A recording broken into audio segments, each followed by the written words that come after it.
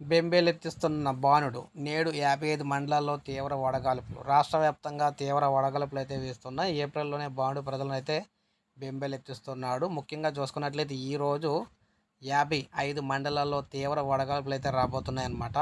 శనివారం నాడు 55 మండలాల్లో తీవ్ర వడగాల్పులు, 197 మండలాల్లో వడగాల్పులు వీచే అవకాశం అయితే ఉంది. విపత్తుల నిర్వహణ సంస్థ అయితే తెలియజేసింది. ముఖ్యంగా శనివారం తీవ్ర వడగాల్పులు వీచే అవకాశం ఉన్న మండలాలు ఇవ్వడం అయితే జరిగింది. మనకి విజయనగరం జిల్లాలో 23, పార్వతీపురం మండలంలో 15, శ్రీకాకుళం 11, అనకాపల్లి 6 మండలాల్లో అతి భయంకరమైన వడగాల్పులు అయితే వేస్తాయి. వడగాల్పులు వీచే అవకాశం ఉన్న మండలాలు కూడా మనకి ఇవ్వడం జరిగింది. జిల్లాలు అయితే ఇక్కడ చూసుకోవచ్చు.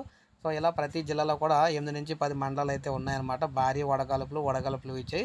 ఈ భారీ వడగాల్పులు, తీవ్ర వడగాల్పులు వీచే ప్రాంతాల్లో ఓ మోస్తరుగా ఎక్కువసేపు ఎండలో ఉంటే వారు వడదెబ్బ అయితే తగిలి కొన్నిసార్లు అయితే చనిపోయే అవకాశం కూడా ఉంటుంది.